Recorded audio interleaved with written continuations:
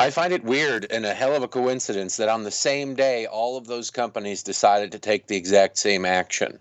Look, Alex Jones, I've never listened to Alex Jones. I've seen clips on social media. I purposely avoid clicking on InfoWars links. That's just me. It's not my cup of tea. But much like the remote functions, the click functions the same way. If you see something goes to a website and you don't like that website, don't go to it. If there's something on TV you don't like, change the channel. These platforms are deciding what content is acceptable on them. They're absolutely free to do that. But when you start doing that, Liz, you start becoming sort of a content provider. You become the executive producer of everything else on your site because you've said you've weeded out the undesirable parts of shows and thoughts and opinions. Therefore, that means implicitly that you endorse everything else that you allow onto there. They're opening themselves up to potential lawsuits where it's much easier if they were just a kiosk that accepted whatever people thumbtacked to it.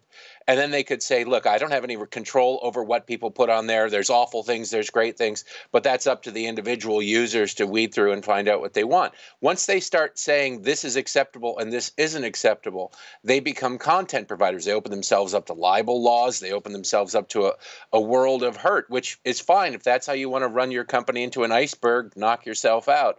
But my problem is with the left celebrating this as if it's some kind of victory. The reason most people know who Alex Jones is because of the left running around like chickens with their heads cut off, screaming that he represents the right. The man is in no way a conservative. He's a conspiracy theorist, attention seeker. He's monetized that, and that's fine. There's a place for that in the marketplace if people want to watch it.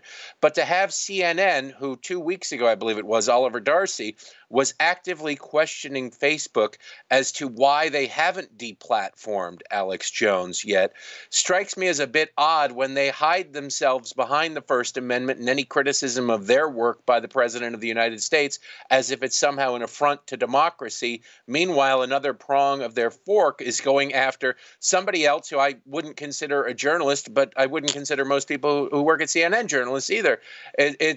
It's arbitrary. It's being weaponized. And you're right. It's a dangerous, slippery slope. First, they come for Alex Jones. Nobody wants to defend Alex Jones, but they won't stop there. They'll redefine what is crazy to eventually get to somebody you do care about. Want to see more videos like this? Click on the link below and subscribe to One America News on YouTube. And call your cable provider and kindly demand that One America News is added to your lineup. Call and subscribe today.